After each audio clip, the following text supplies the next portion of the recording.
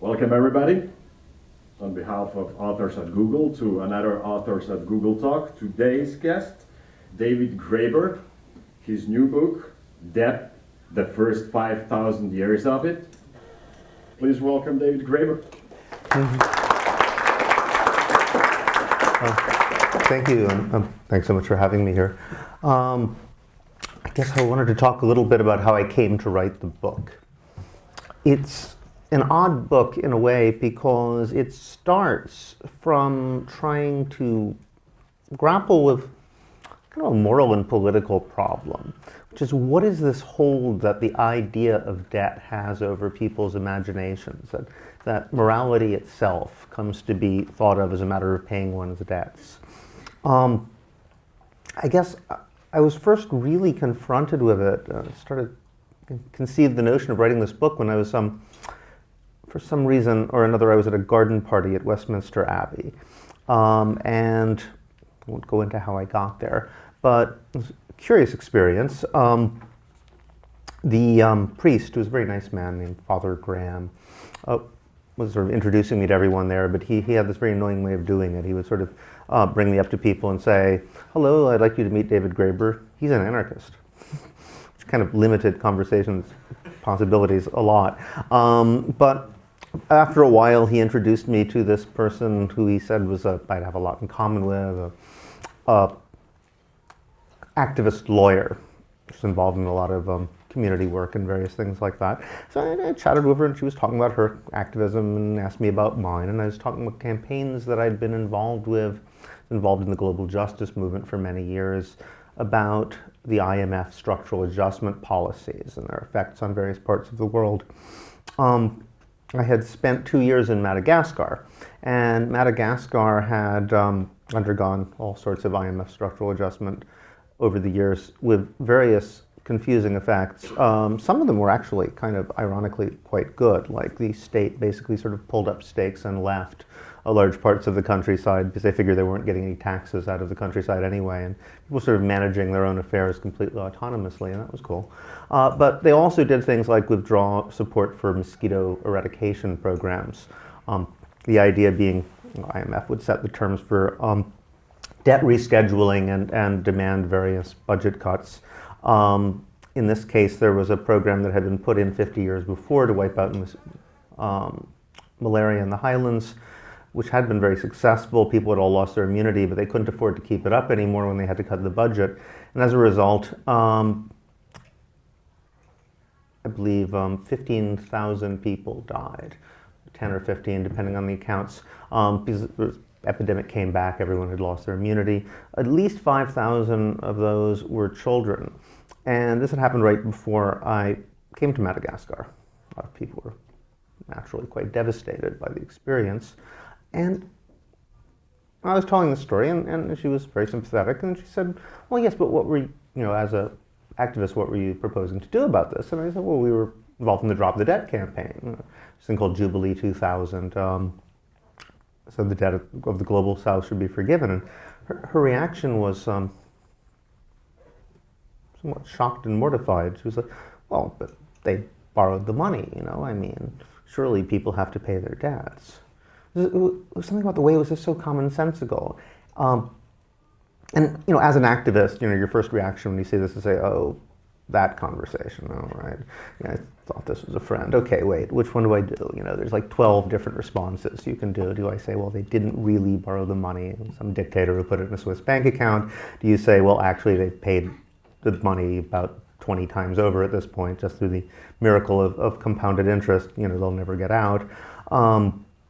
There's a million different responses. Actually, the response I think I came up with, thought would be most effective in that context, was the economical one, which is, if profits are your reward for taking a risk, well, you're supposed to be taking a risk. So, I mean, the whole point of a financial system is to guide money towards wise investments, and if you have a system like the IMF imposed on most of the world where you're going to get paid back no matter what you do, there's absolutely no incentive to make intelligent loans. But what really struck me was that sort of commonsensical, you have to pay your debts. I mean, I thought, well, this is a very nice person. She just heard a story which involved 7,000 dead babies. What other circumstance would she try to justify killing 7,000 babies? Probably not. So what is it about the idea of debt that it can justify things in people's minds that you'd almost never imagine defending otherwise? And it set me off, and I started thinking about debt itself. And the history of debt, what is debt? Where does it come from? How long have we been thinking in these terms? How long has it had this moral power? And I quickly, when I started doing initial research, discovered a number of rather surprising things. One of them was that no one has ever written a history of debt, which is kind of shocking because really there aren't that many things that no one's ever written a history of. If you think about it, people have written histories of salt. People have written histories of different types of fish. There's a French historian who wrote a history of shit. It's actually human waste disposal over the years. Pretty much anything you can think of, there's a guy who's written a history of that. How is it that no one's ever written a history of debt? People have written lots of histories of money. But the histories of money almost invariably turn out, when you look at them, to be histories of coinage, which itself is interesting when you consider that most transactions over world history have been credit transactions. And you can find histories of credit, but it's not exactly the same thing. So here's this thing which pervades every aspect of our lives. Modern nations run on deficit financing. Consumer economies run on debt. International relationships are all about debt. Yet, no one's quite sure what it is, and no one's written a history of the phenomena.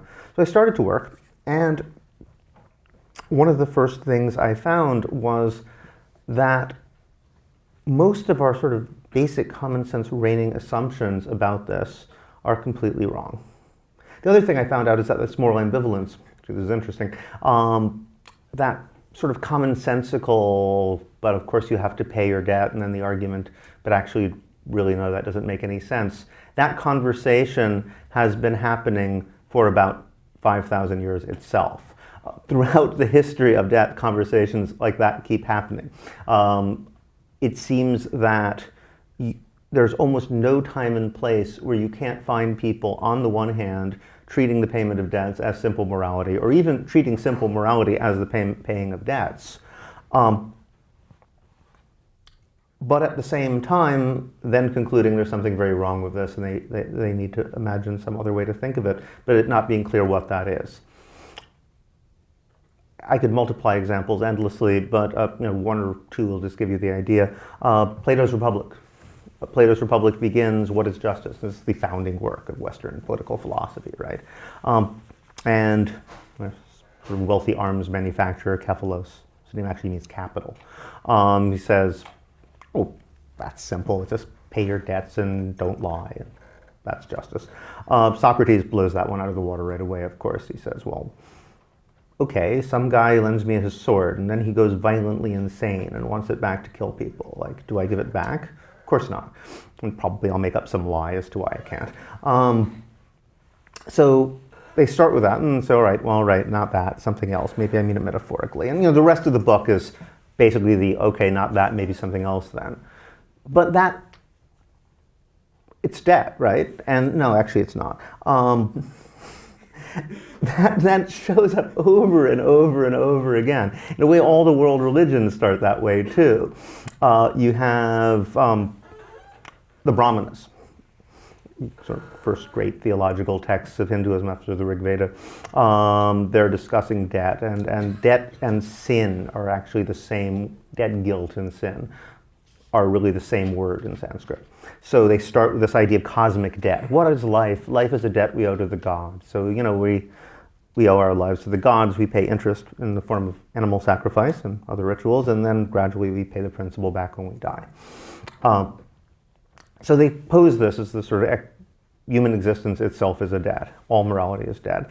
But as soon as they start extending it, it becomes clear that that's not really what they mean, because they say, well, you also have a existential debt, not only to the gods and to the cosmos, but you have an existential debt to your parents. How do you pay them back? You become a parent. You owe a debt to the sages who created wisdom, like you're reading now. How do you pay that back? You become a sage. You learn things. You owe a debt to humanity as a whole for making your life possible. How do you pay back that? You're hospitable to strangers. But in every case, what you're doing is you are undermining the basis for saying there even is a debt. You're not paying it back, because after all, as in the example to parents, if somebody lends you money and you give the money to someone else, you're not actually paying it back. But what you are doing is you're owe a debt to your parents and then you become a parent. So you're annihilating the difference. You owe a debt to the sages, you become a sage. You owe a debt to humanity, you become humane.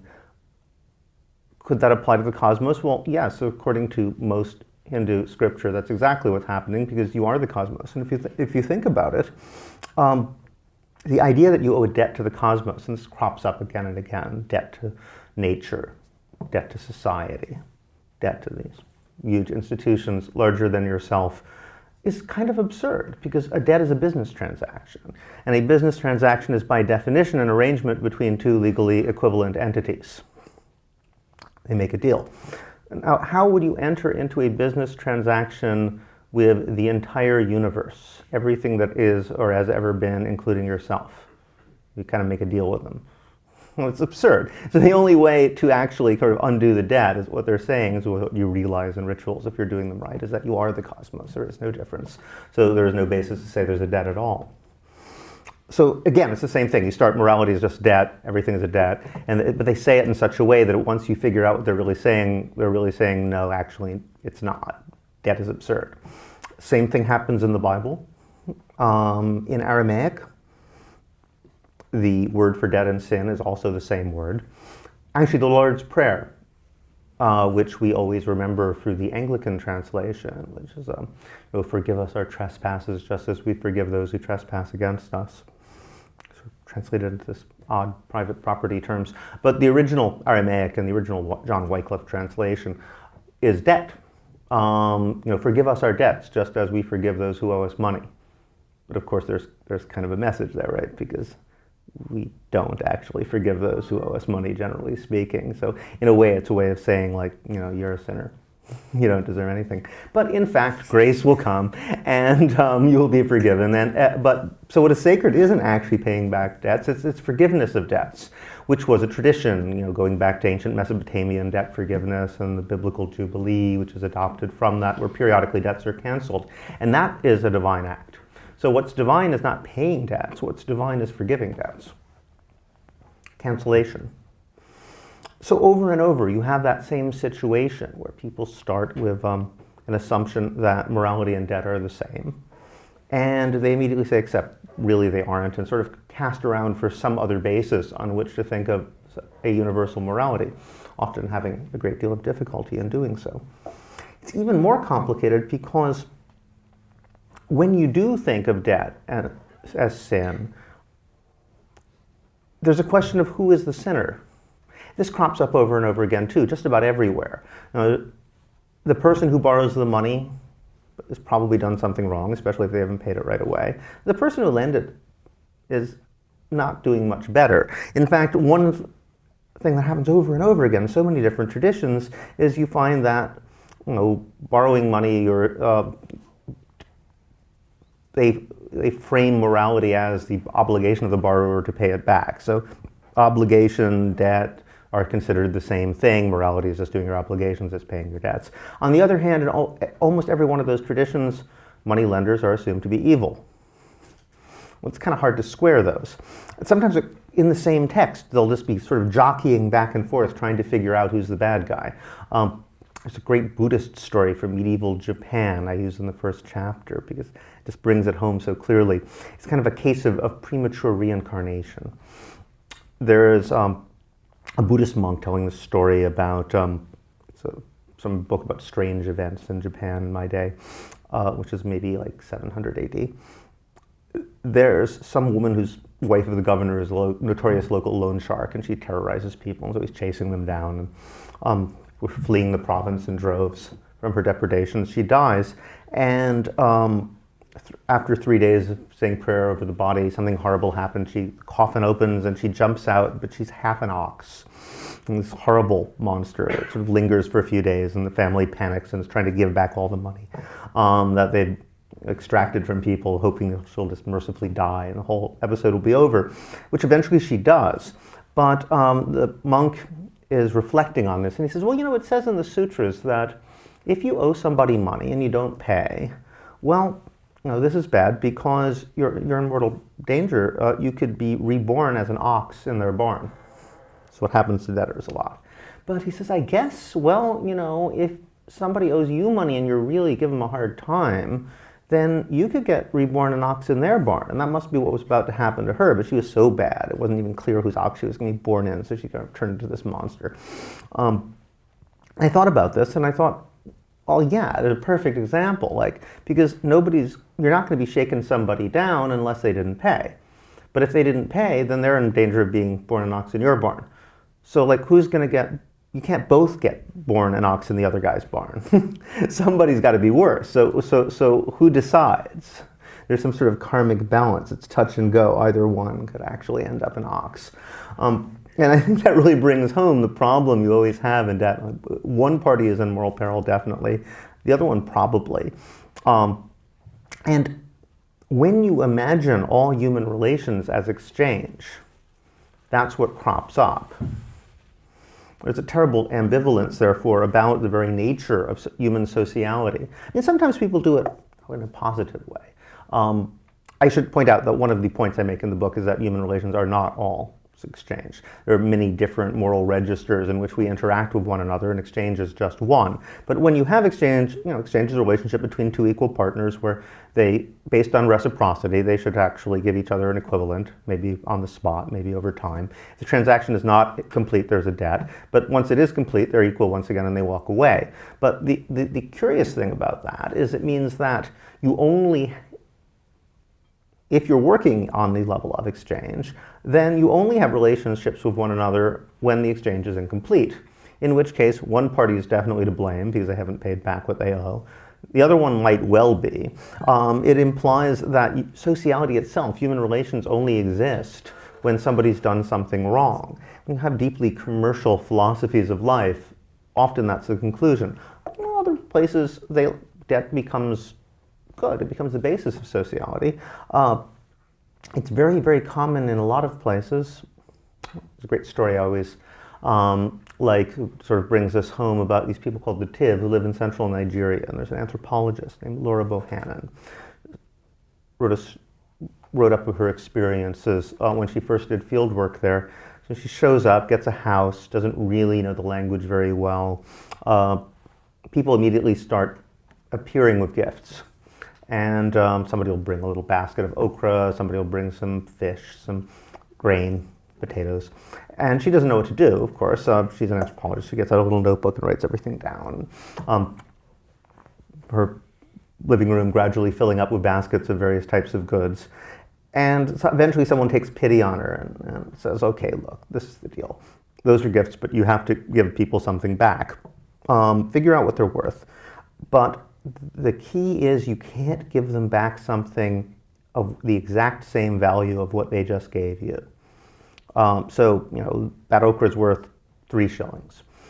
Give them something worth 2 shillings or give them something worth 4 shillings. Never give them something worth 3 shillings because if you do, you're saying, I don't want to have anything more to do with you. So people have to be in each other's debt just a little bit. And that way you always have an excuse to oh, by the way, I still owe you a shilling on that.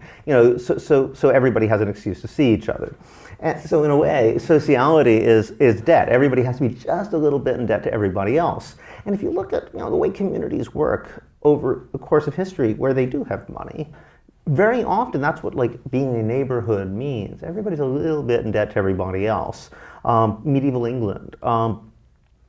I think somebody calculated that 97% of all transactions in a typical English village, and this is true through till at least the 1700s, were by credit. Partly there just isn't a lot of money floating around, partly people don't like to use it with neighbors, as we'll see. actual physical money is associated with war, violent soldiers, people you really don't want to hang out with, criminals. Nice people operate on credit and trust. So everybody's doing these credit transactions and everybody's keeping track in their heads. So I owe him 5 shillings, he owes him 3. And every 6 months to a year, they have what they call communal reckoning. So everybody sits down in a big circle and they say, all right, I owe you 7 shillings, he owes him 7 shillings, he owes him, he owes me. Okay, big circle, we can cancel that one out. And they just do a bunch of loops and they gradually whittle it down until they figure out there's about 3 shillings left over between this guy and that guy, and what is actually owed, and then somebody gives somebody a pig, some cheese, whatever it might be, and they settle it and go back to zero again, start. And that's community. Community means everybody owes everybody something else. Everybody remembers what they owe, and eventually they all settle it and start over again. Now, so in that sense, debt isn't a terrible thing. But there's always that shadow of like sin floating over it. And there's that terrible ambivalence that we're saying that one party's guilty, the other one might be. Where does that come from? And when I began exploring this, one of the first things I looked at was the history of money itself. Because I said, okay, what is a debt? A debt is essentially a promise which you can phrase in exactly quantifiable terms. Because you can quantify it, it's impersonal. And because it's impersonal, it's transferable. So, if I promise you that I will meet you at 5 o'clock, you can't actually transfer that to someone else, normally speaking. I guess in some circumstances you could. But a promise which is quantifiable, I promise you to give you exactly this amount of things, you actually can turn over to someone else. And in a way that, according to many theories, that's what money actually is a transferable promise to render a certain amount of goods. One of the great questions is how that comes about, why the need to quantify promises happens, or to quantify them precisely. And we've had a story about why this happens that you read in your basic economic 101 textbook. It was actually invented by Adam Smith in 1776. The Wealth of Nations is the first time you see someone really making the argument in detail. And it continues to be the story that everybody knows and learns. They pick up somewhere or another. It becomes common sense. And here, as an anthropologist, I must say that I have a kind of a pet peeve in this respect, because it's a professional pet peeve on the part of anthropologists. Because this story was told, over 200 years ago. Almost immediately, we started going out in the world trying to find examples of people who do it, and we couldn't. It's not true. But they never changed the textbooks. We just can't get them to come up with a different story. But all right, here's the story. You've all heard it before. Once upon a time, people lived in villages and they used to swap things. There was barter. Say I wanted somebody's cow. Well, I said, all right, hey, I need a cow. Tell you what, I'll give you 30 chickens for that cow. And the guy's like, well, I don't know, 30's not much. 40 chickens, 45. All right, sold. So you come to some sort of arrangement, swap, go home. But the problem is maybe the guy doesn't want chickens. Maybe you don't happen to have anything he wants right now. What happens? Well, you can't make a deal, right? So the only way out of this problem crops up more and more over time, is to settle on something that everybody usually wants, like gold for some reason. Shiny metal, but it's kind of handy and pretty. There's a virtuous circle. The moment you start using it as a general equivalent, everybody needs it all the time, it turns into money. So barter is inconvenient, you get money, government gets involved and starts stamping the stuff for uniform weights and quality, although it starts cheating all the time and debasing the currency because governments are bad in this version. Gradually you invent credit systems, and it's an evolutionary series. Barter, money, credit, securitized derivatives and whatnot are just sort of the last link in the chain. It follows logically. All right, so that's the story. As I say, there's one big problem. We've been scouring the world for over 200 years now, and we have never found a single community where everyday transactions take the form of, I'll give you 40 chickens for that cow. It's just they don't exist. Adam Smith himself had no way to know this. He was just speculating, but now we do, and they keep on telling the story.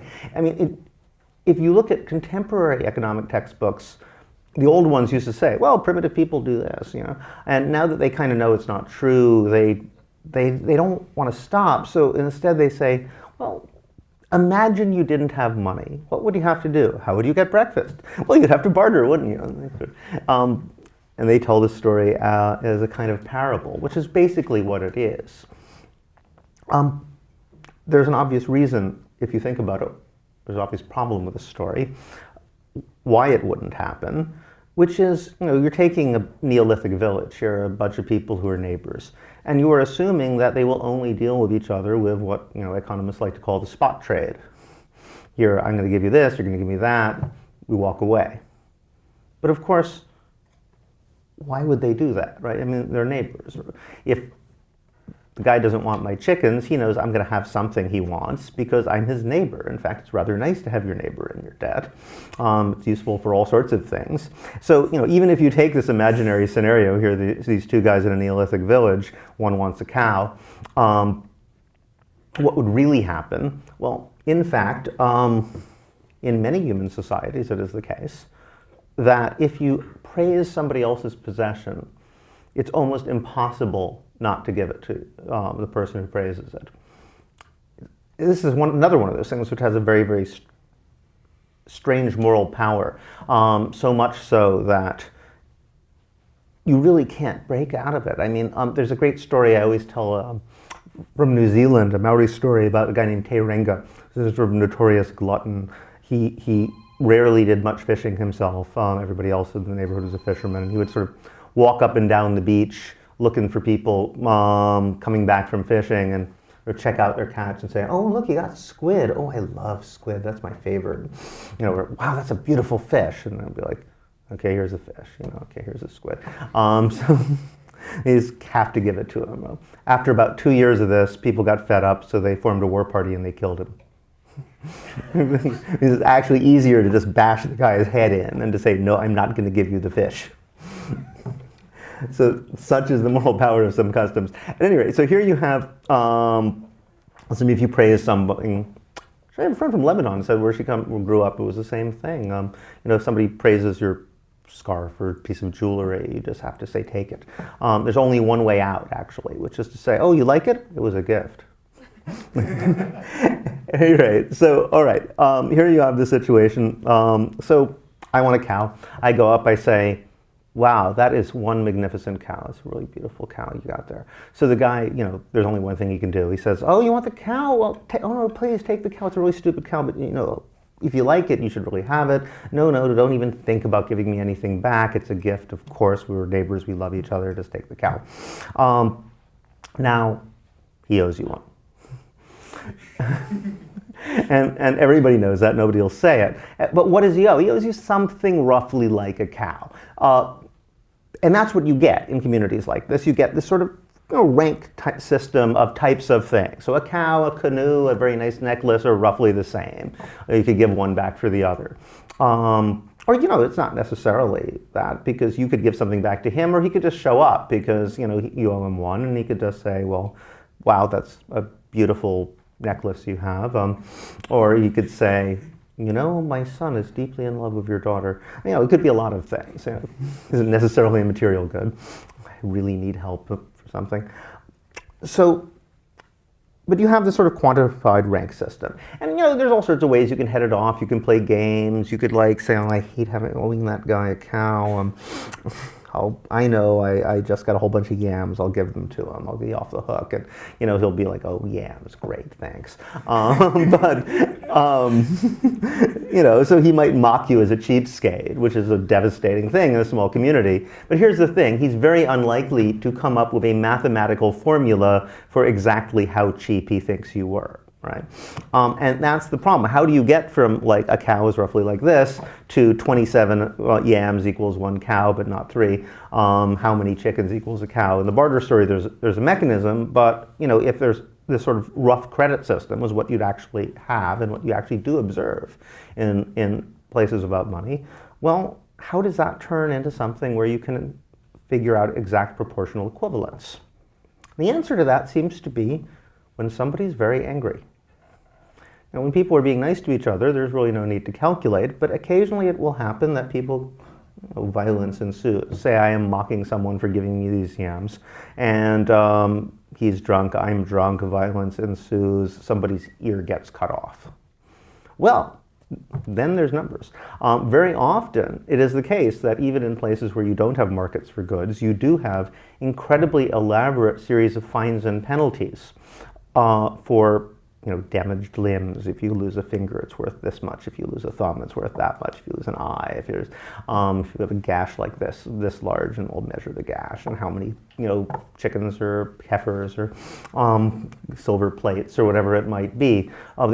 What they call the barbarian law codes. It seemed like every society in early medieval Europe wrote up a schedule of fines like this, and some of them are incredibly detailed. The early Welsh and Irish ones are especially interesting because we know they didn't have markets. You couldn't buy or sell things, most things, but they did have prices on everything.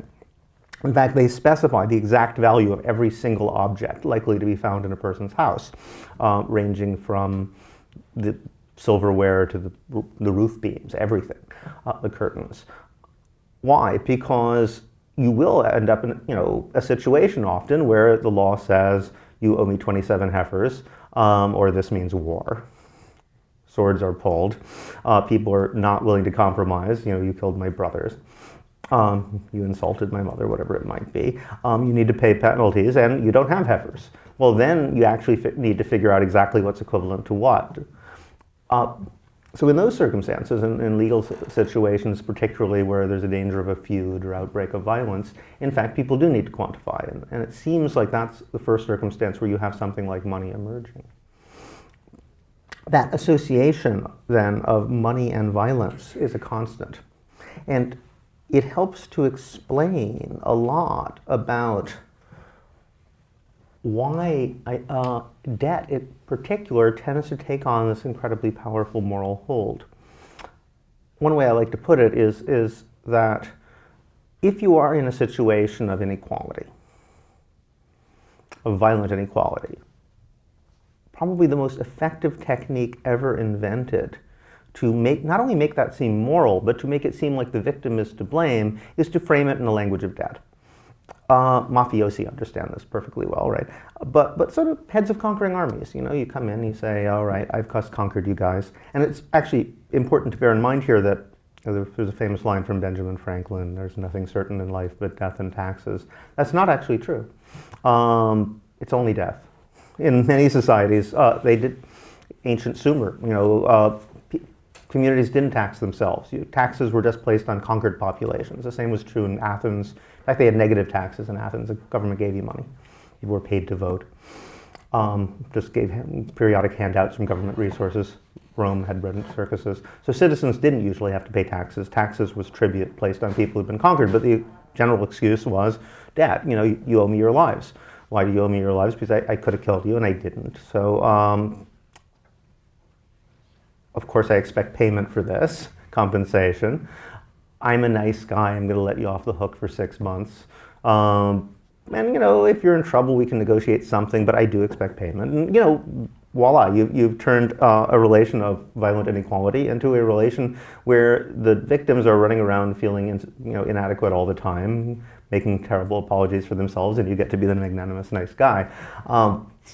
It happens over and over again in world history, and it's very, very effective. The problem is it tends to blow up in your face.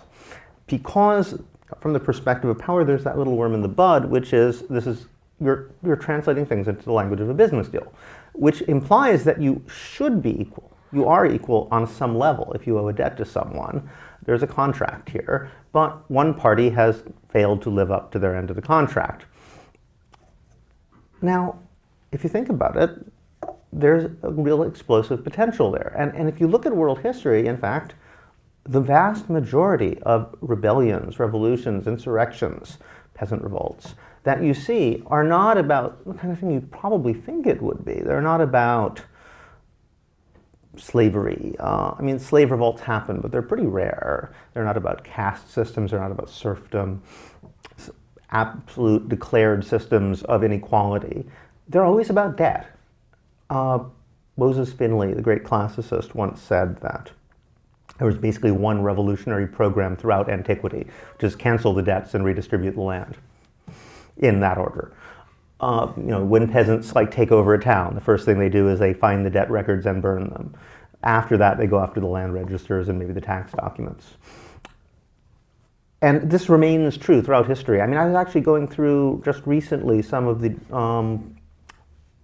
writings of John Adams and others of the founding fathers, their reflections on democracy, which of course they were totally against. Those guys hated democracy. And John Adams has this quote saying, well, we can't have majority vote. If we had majority vote, then we have 2 million people with property, 9 million people without property. What's going to happen? The moment we allow everybody to vote, first thing that's going to happen is they'll cancel the debts. After that, they'll redistribute the land. It's just common sense. So this is the program. And why debt? Why does debt mobilize people in this way?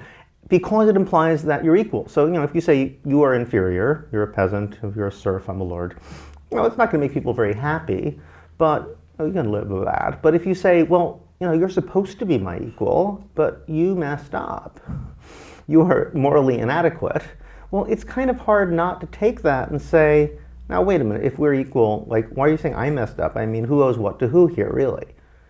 And that is, of course, what people have said for the last 5,000 years when confronted that. Almost invariably, the response is, who owes what to who?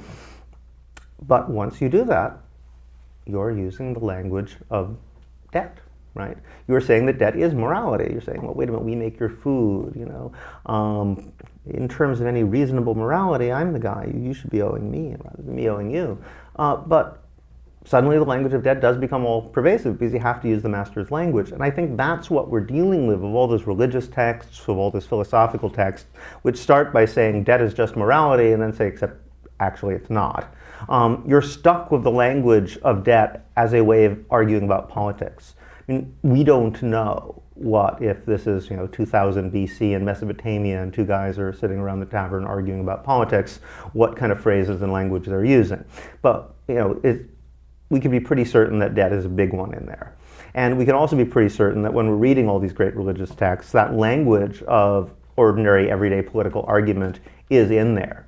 The thing is we don't have this anymore. So we're probably reading all these sort of Mesopotamian equivalent of "it's the economy, stupid," or all these various catchphrases that everybody knew at the time that we just don't know anymore.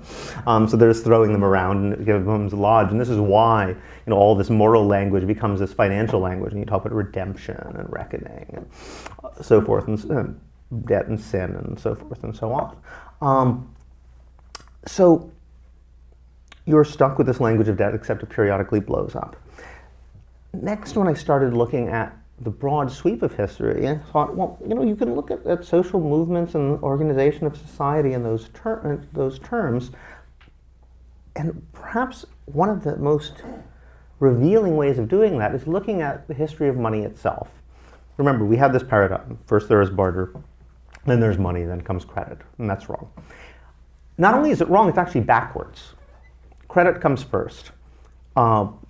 Somehow or other, by the time the sort of curtain comes up around 3500 BC in Mesopotamia, you already have very elaborate credit systems. Actually, the very first document we have, which talks about interest rates, is a political document by a king, Temna, I believe is his name, a Sumerian king, who's complaining about his neighbors occupying a stretch of territory which is rightfully his.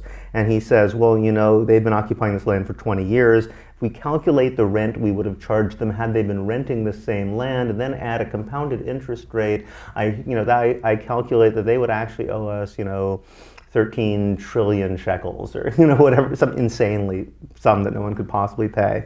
Obviously, this means war. So, you've already got compounded interest rates and so forth going on in the very, very first records that we have. People have expense accounts, bar tabs. It seems like almost all everyday transactions are on credit. And the evidence for that is scales, because they were denominating debts in silver, but they didn't actually make scales accurate enough to weigh out the tiny amounts of silver that would have been required to buy like a shirt or a hammer or something like that in the marketplace. They had the technology to do so, they just didn't bother. So clearly people weren't actually using silver to buy this stuff, they were running up a tab. All right, so you've got this Sumerian situation, but the same king, you know what he does after he declares war on Lagash, or the rival place, wins, and what does he do after that? He declares a debt cancellation.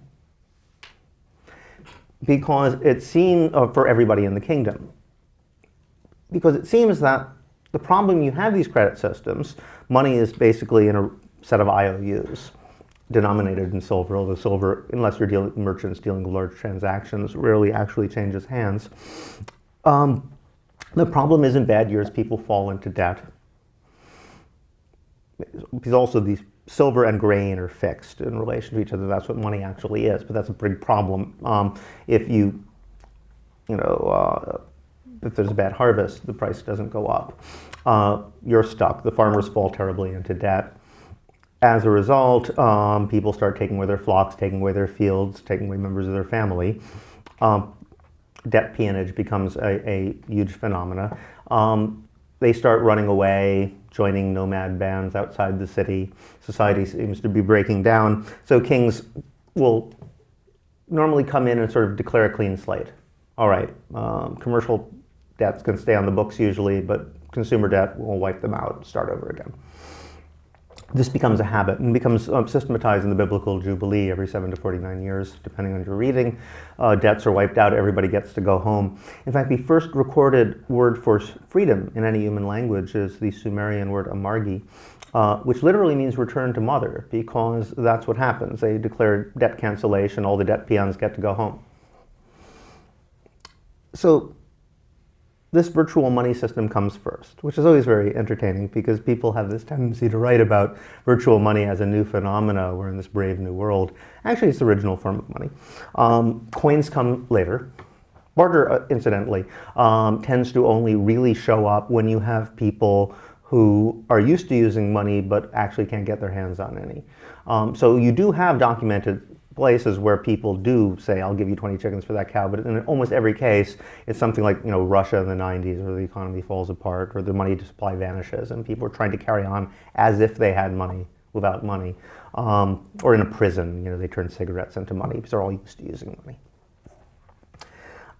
Now, here's the interesting thing. Coins are invented nearly simultaneously. It happens first in Lydia in the Eastern Mediterranean, but shortly thereafter, at least in broad historical terms, it happens in the Ganges Plain in northern India and in the plains of northern China, Ganges Valley, I'm sorry. And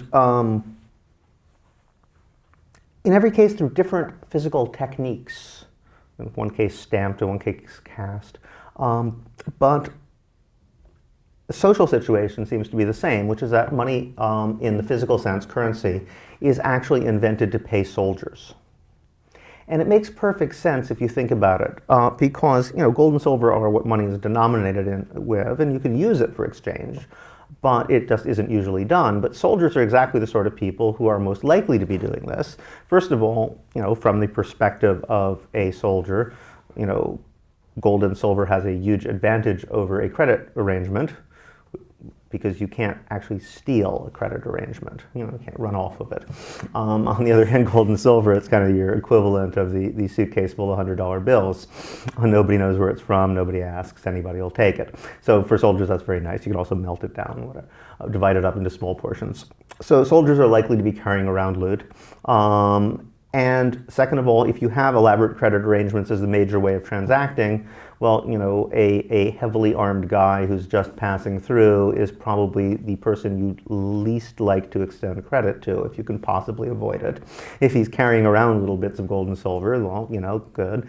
So cash markets, insofar as they seem to first emerge, will tend to emerge right around wherever armies are parked, or where they have recently looted things and are, trying to get rid of the little bits of gold and silver and acquire the wine, women, and song and various other things that they like.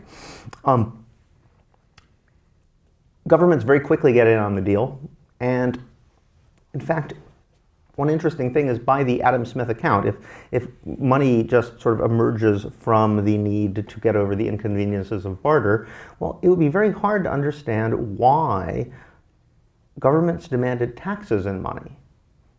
It might seem self-evident, but the moment you think about it, it isn't, because if gold and silver are just money, well, why not just grab the gold and silver mines? And in fact, governments would do that. I mean, ancient kings would normally grab the gold and silver mines. In theory, you have all the gold and silver you want, you got all the money.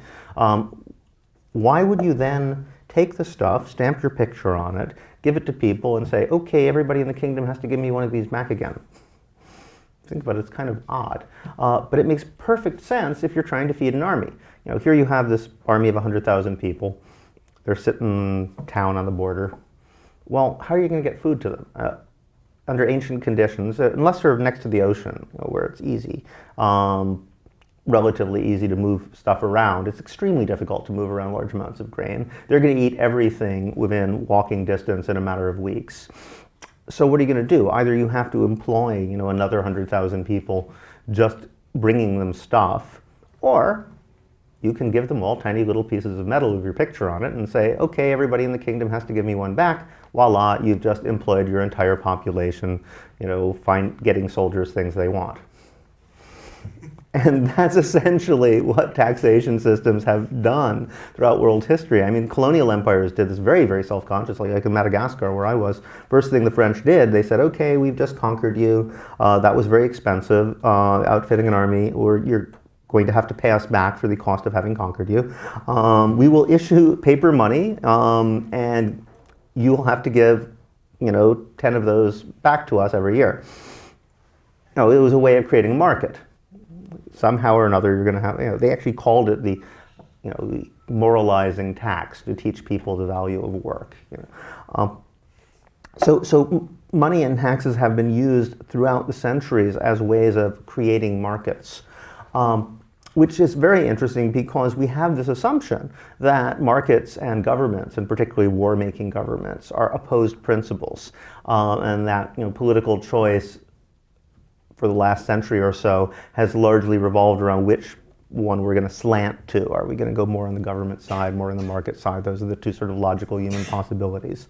Ever since people like Herbert Spencer wrote in early 19th century, we've always assumed there's an opposition between these things. Historically, in fact, no. Markets tend to be created by governments as a side effect of military operations. They sometimes take on a life of their own, but, you know, the origins are very closely linked. So to go back to these periods of history, so you have this first period of virtual money. Coinage is invented around 600 BC. Karl Jaspers, the German existential philosopher, coined the phrase the Axial Age for this period. And he pointed out that almost all major schools, both of world philosophy and the great world religions, crop up within a relatively short period of time. If you extend it from 600 BC to 600 AD, it's exactly, starts happening exactly the times and places where they invent coinage. It's uncanny. It's even in the same cities in Greece. Miletos, which is the place where first Greek city where they're using coins in everyday transactions, is where they invent Greek philosophy at exactly the same time. In China it happens, in India it happens. World religions arise. World religions arise largely as peace movements against these empires that are using the coins. And people have talked about Axial Age as being characterized by a military coinage slavery complex. Actually, they say military coinage, but I'll throw in slavery. Because chattel slavery, which isn't a major institution either before or after in Indian and Chinese history, for example, becomes really big just in this little slice of time. People take these standing armies, they pay them in cash. Alexander's army, for example, I think it took half a ton of silver a day to pay the army. Where did they get the silver? Well, the armies would besiege cities, take lots of prisoners, enslave them, send them to the mines, and then they make more metal to feed the army again. So it became this giant cycle. So coins are actually found pretty much where armies are throughout the ancient world. In Rome, it was in Italy. I mean, 90% of all finds of Roman coins are in Italy and along the border, where the armies were stationed. All right, so Axial Age, you have this rise of world religions. They start as peace movements. There's this kind of mutual division of social territory in a way, because before that you don't really have impersonal markets, you have credit markets. When you have impersonal markets based on cash, the idea is, well, you know, it's almost like saying, well, here's a space where, well, just think about material goods and getting as much of them for yourself as possible. And it almost makes sense that somebody, if you do that, someone else will say, all right, and here's the space, we'll call it religion, where we think about why material things are not important and why it's better to give than to receive, and charity and things like that always crop up as an idea. It never really existed before as a conception in human history, exactly the same places you get these impersonal markets as part of these religions. So you get that, but gradually the empires come to a crisis, they start crumbling, they adopt the world religions, Confucianism in China, Ashoka adopts Buddhism, Constantine goes for Christianity. At exactly the moment the empire is starting to fall apart, it doesn't really work, empires dissolve, and you get the Middle Ages where once the standing armies dissolve, all the gold and silver basically gets put back in churches and monasteries. People go back to credit systems. And the world religions take over the regulation of these large elaborate credit systems. And so, for example, in the Middle East, checks are invented and widely used. Already in Basra around 800 or 900, people were reporting a majority of transactions in the marketplace are by check. Check is actually an Arab word, meaning check. Yeah, I always like to point out to people when they talk about financial globalization as if this is somehow a new phenomena. Like, think about the terms cash and checks. Cash or check. Check is an Arab word meaning check, and cash, well, it's a double etymology, but one of them apparently is originally a Tamil word for Chinese money. How did that happen? So, all right, so you have this world where people are going back to use of credit. We say, in the Middle Ages, Europe reverted to barter.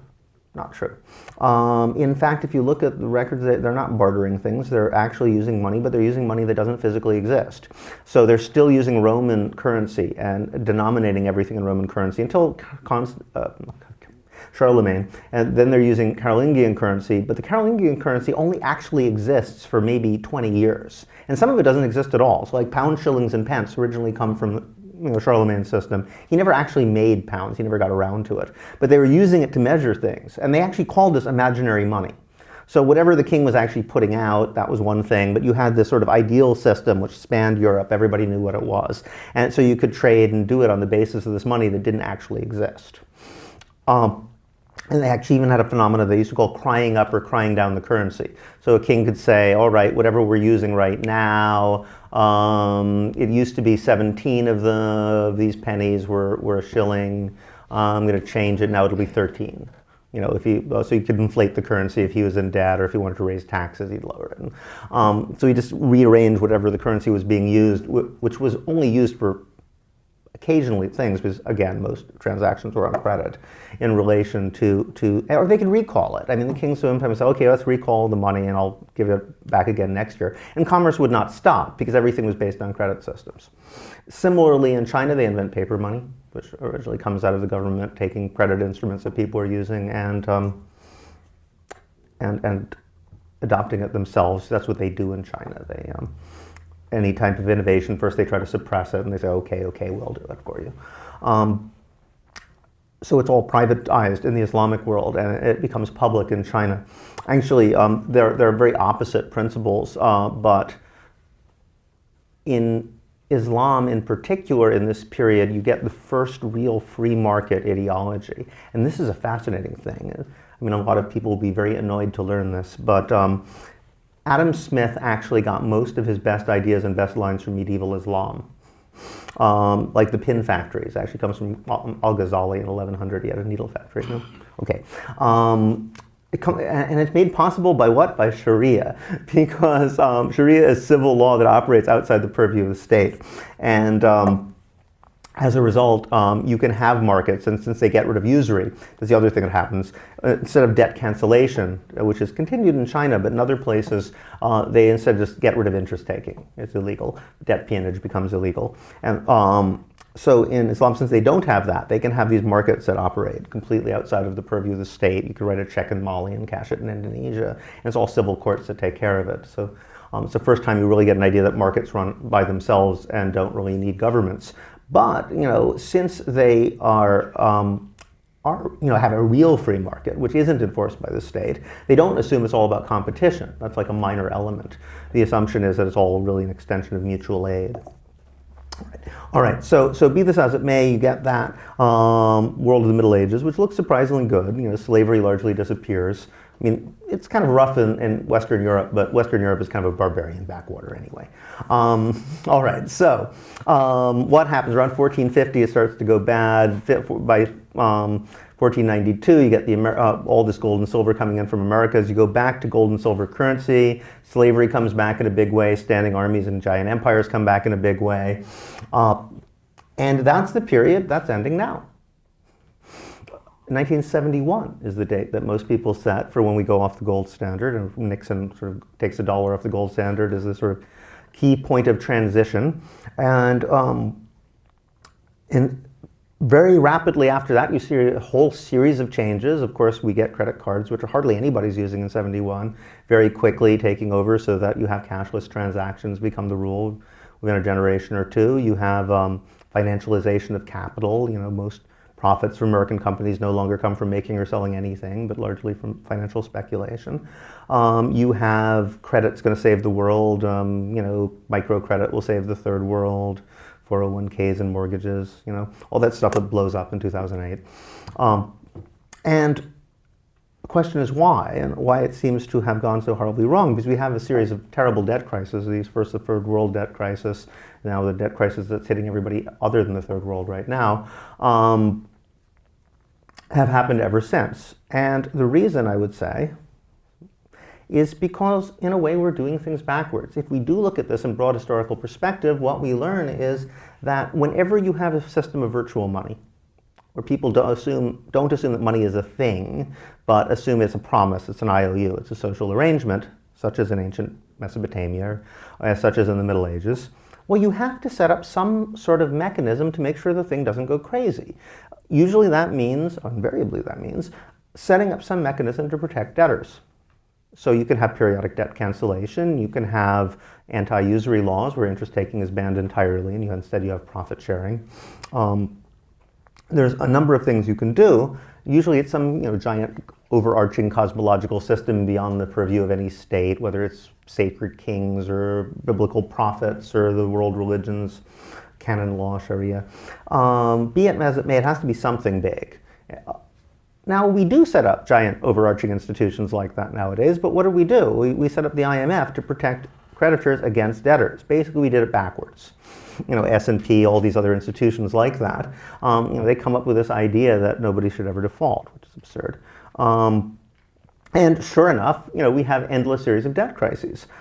In fact, I like to say, I mean, when I'm being provocative, which is often, I like to say that, that sort of idea that people had in most of world history of the worst case scenarios, everybody falls so deeply into debt that they start having to sell themselves into slavery. It's like a nightmare scenario. This is what we always want to prevent, and that's why we have all these laws.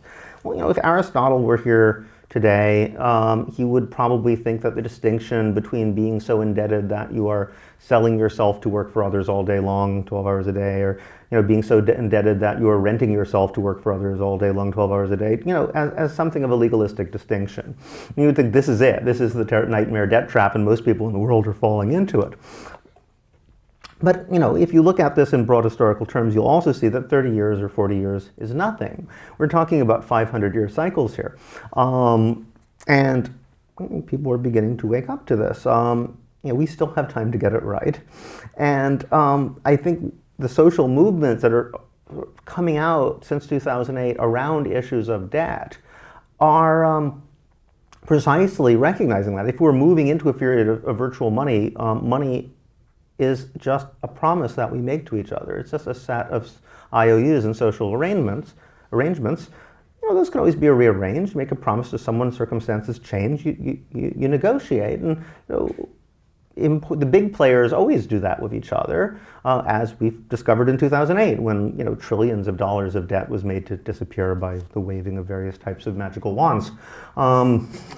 So I think what people are saying is, well, if democracy is to mean anything now, it means that everybody gets to weigh in on what sort of promises are made, what sort of promises are kept, and when circumstances change, what sort are renegotiated. And I think that's the political moment that we're in right now.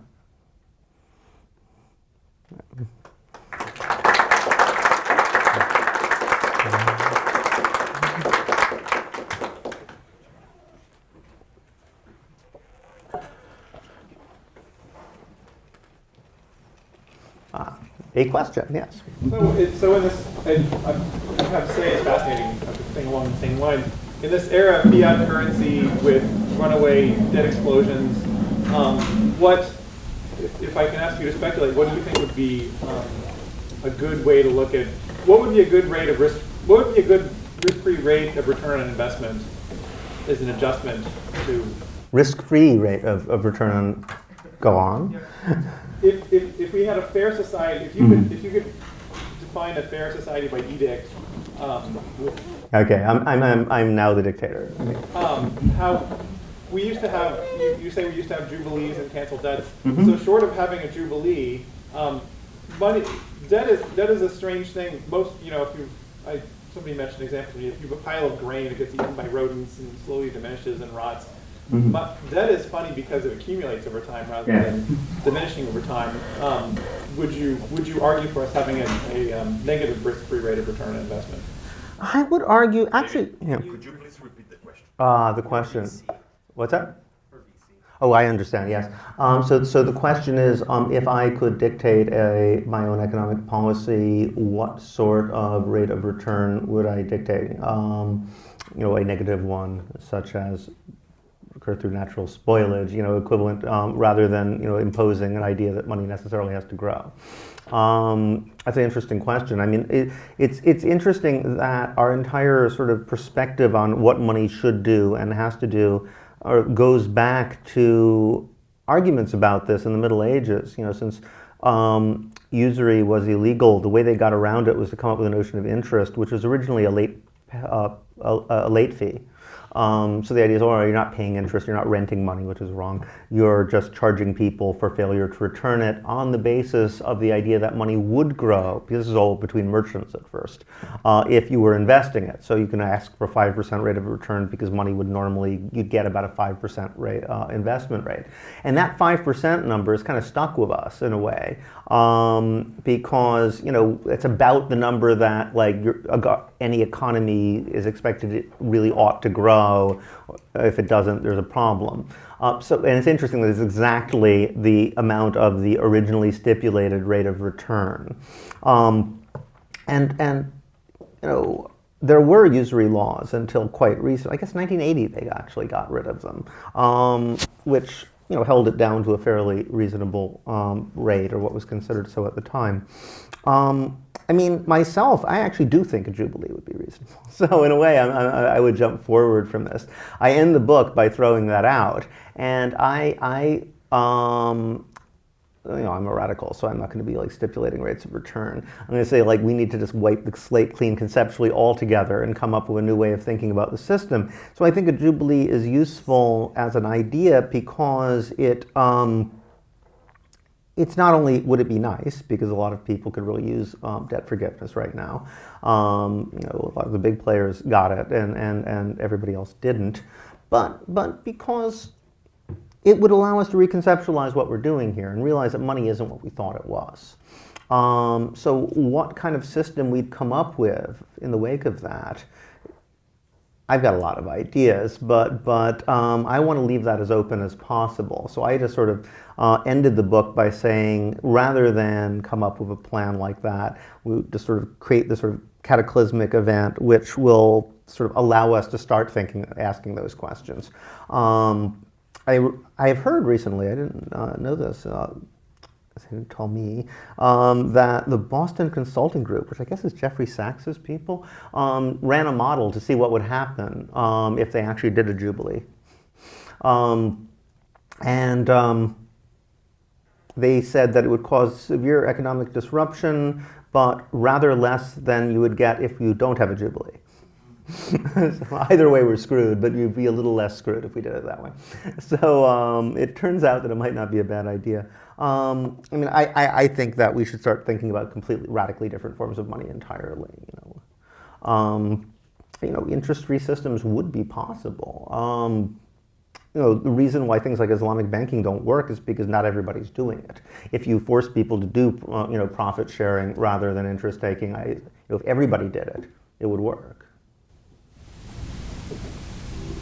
1, 2, 3.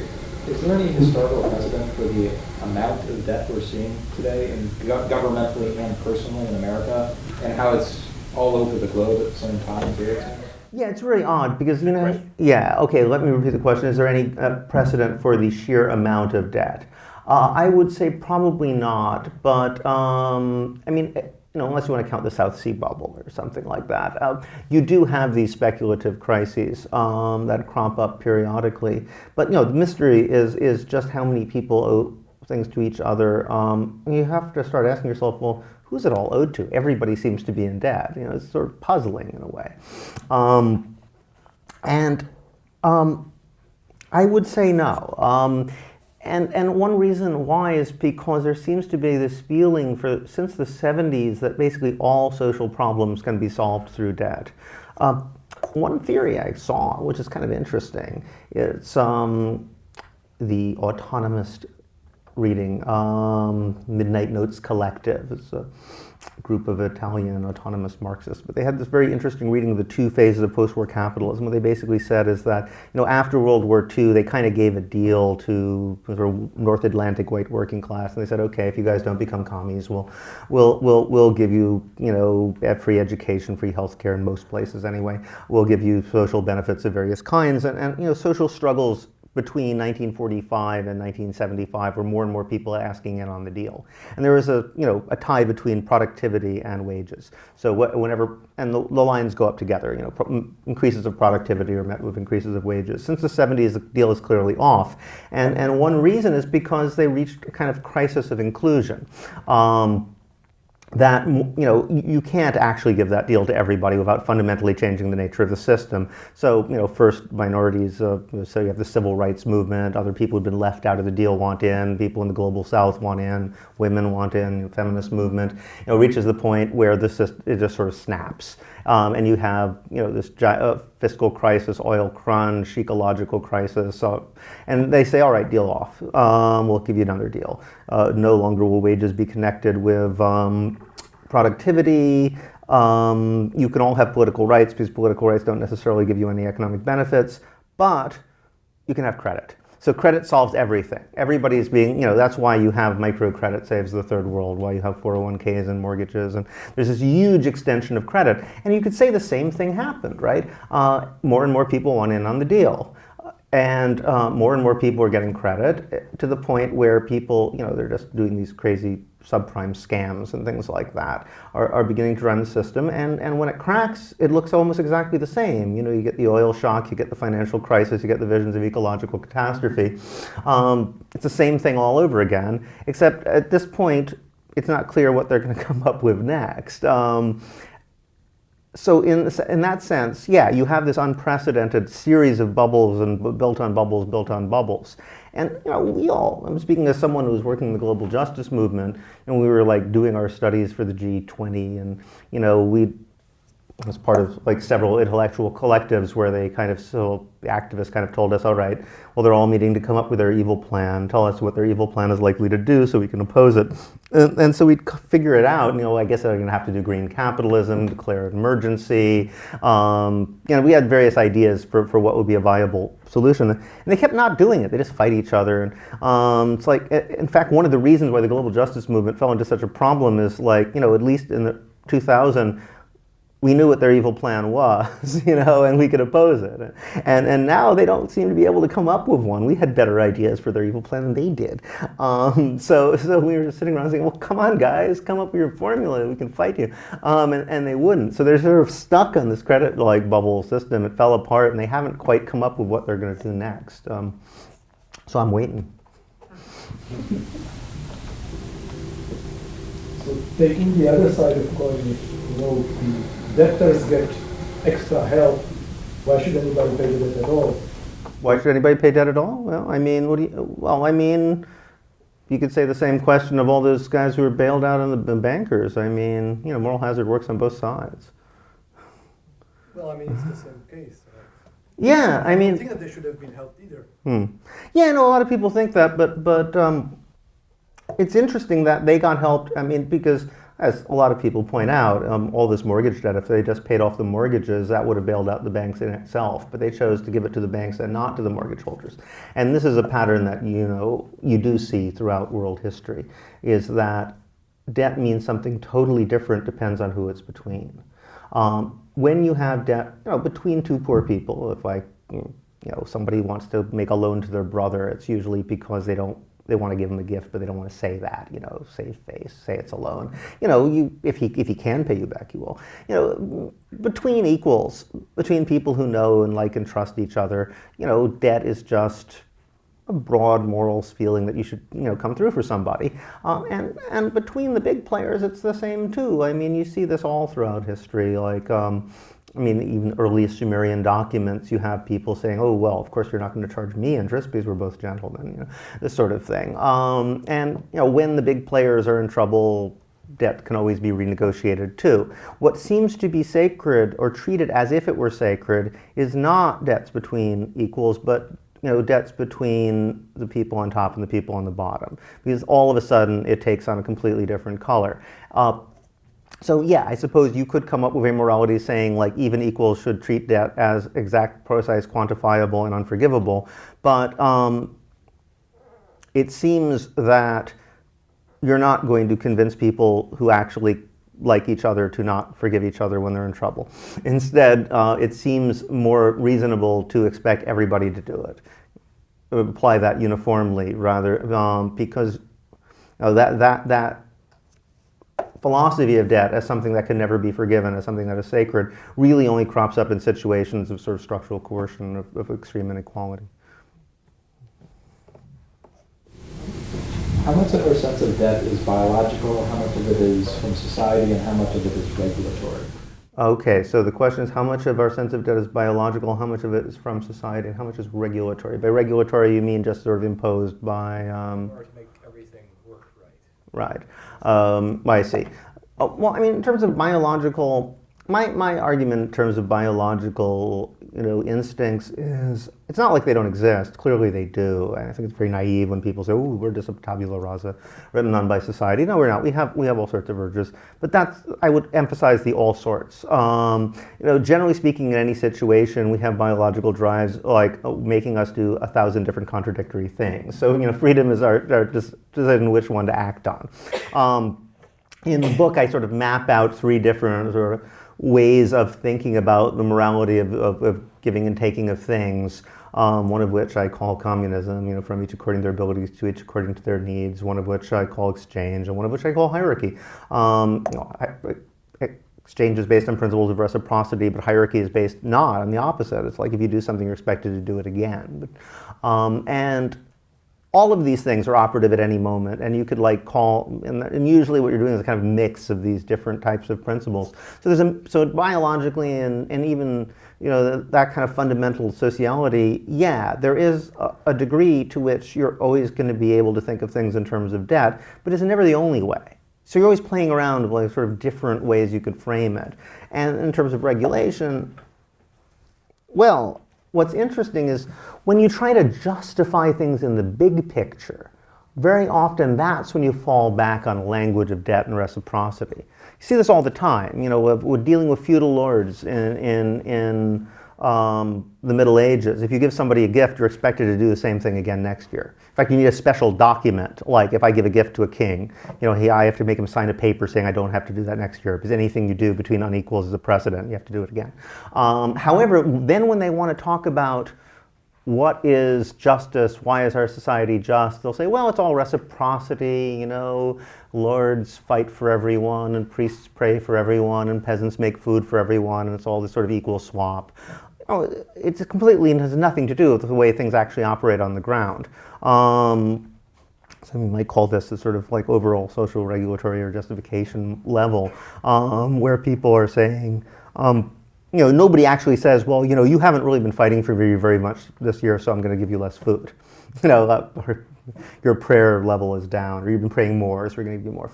It's nothing to do with the way people actually interact, but they like to think of this idea of debt and reciprocity as a language to justify social relations, which often operate on completely different principles. Yes? I mean, I live in San Francisco, and there's 14,000 people since 2008 who have either had their houses foreclosed or are in process because banks were bailed out instead of mortgages paid. And I think 2 million in California. Are there historical precedents, or what would it look like to build a movement for a jubilee to relieve our debts instead of bankers? Well, there's a huge history of that. Peter Leinbau has, I'm sorry, the question is, there's massive foreclosures going on here in California, including San Francisco. People are being kicked out of their homes by banks that have themselves been bailed out by the public, including those people who've been kicked out from their homes. And what would it take to create a mass movement? Are there historical precedents for that? The answer is yeah. As I say, the vast majority of social movements that have existed in history have been about debt. There have been debt strikes. There have been, seizing and destroying the records, which of course electronically is now harder to do. In the Depression, there was a systematic policy of disrupting sales when they'd foreclose on farms. All the farmers in the neighborhood would show up at the auction with guns, and somebody would bid $1. No one dared to say anything else, and they'd give it back to the farmer again. So there's a huge amount of precedent for that sort of thing, but you can never do it the same way twice. The problem with organizing debtors politically is that debt is very alienating. It's much easier to organize people when you have a bunch of farmers in a neighborhood, they know each other. But what we have now is, most people who have student loan debt, mortgage debt, don't actually know people in the same situation, or people are even ashamed to admit it. There's really no forum in which people can compare notes and come up with common strategies. So one strategy that people have been using has been some sort of pledge. Some people are doing a student loan project where they're saying, all right, if we get 1 million signatures, we'll all stop paying simultaneously. But it has to be something like that, because it's very, very difficult to build the record. You're taking such a risk when you default or when you threaten to. You're taking such a risk that it's very difficult to do that based on trust of other people you don't know. So that's the question, how you organize people to begin with to do. Let's take one more question, and then we'll stop the video. Okay, you can decide who then. Is there a great variance across cultures between how debt is handled for those who are in the paid labor force and those who are not, such as parents and children, such as, very traditionally men and women? Okay, the question is, in traditional societies or other societies, are there differences between how debt is handled in the paid labor force and unpaid relations, debt between those two groups? Debts, how debt between, so you're talking, give me an example. What children owe their parents? I thought you meant that. If before you could only work inside the home, couldn't really give your goods out to people outside of that, how would that work between you and anybody else who was able to answer that? Right, so how do you deal with the relationship between, debts between people within a household or where there's a community of property and between you and outsiders? It's an interesting question because, in fact, it's a perfect example of what I was talking about, of how we try to frame everything in terms of exchange. There's some need to do so, even things that don't work that way at all. And the other point that I was making about how we try to frame things morally in terms of debt. Because you'll often find people saying, well, this is how we repay our parents for the pains of childbirth and what they do. But in almost every case, it's a metaphor. It has nothing to do with how people actually relate to each other. So often when you see how people are actually interacting, it's on a principle, has nothing to do with debt. You're not calculating equivalence at all. But then when you want to think about it in a bigger picture, suddenly you're trying to figure out some way to say it's all about debts. I actually use a story about this famous Canadian naturalist whose father presented him with a bill for everything he owed him up to the age of 21. He said, okay, here's how much it cost to pay the doctor to deliver you. Here's your primary education. He had it all worked out. And he said, and he gave him the bill, and the guy paid it and said, fine, to hell with you, I'm never going to speak to you again, and walked off. But that's what it basically means, because when you're paying a debt, it implies we need to have no further relations. So the idea of actually paying a debt between people that you love is utterly insulting. You'd only do it if you really want to have nothing further to do with each other. But nonetheless, people like to frame it in those terms. One of the most fascinating concepts I discovered when researching this was the notion of the milk debt. This is a medieval Chinese Buddhist concept. What they did was they calculated what they thought was the exact number of pecks of milk you absorbed from your mother in the first years of your life. And that's a fundamental debt you owe to your mother. Said, okay, you owe exactly 37 pecks of milk. But then they would say, all right, to pay back even like 1 day's worth of milk would in fact take 400,000 years of feeding her off your own personal flesh. I mean, so it was a way of saying, like, you could not conceivably pay this debt. So why are they calculating as a debt at all? It's again that same tension of you want to frame debt as morality, and they say they're the same thing, but as soon as you do, you say, except not really. It's completely ridiculous, isn't it? So that tension, like the need to pretend that it's a debt, but then once you say it, to say, actually, no, it's not a debt at all. It's absurd to even think of a debt. Why are we saying this? Recurs over and over and over again. And it's because commerce gives us this idea that we want to frame everything in commercial terms, that we really ought to, that we start doing that, and then we say, no, actually, we can't. Let's thank David.